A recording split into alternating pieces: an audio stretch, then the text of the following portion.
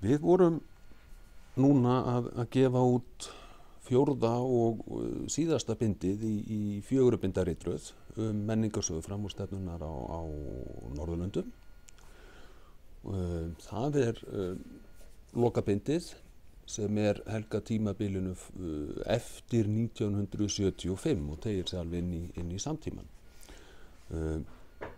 Fyrsta bókin í ritröðinni kom út 2012, þannig þetta orðin rúm 10 ára saga og fyrstu fundirnir sem við höfðum þetta verkefni úr 2005, þannig að þetta orðið svona langtíma verkefni sem við erum að ljúka núna að kortleggja þessa sögu framúrstefnuhræringa í bókmenntum og listum á Norðurlöndum.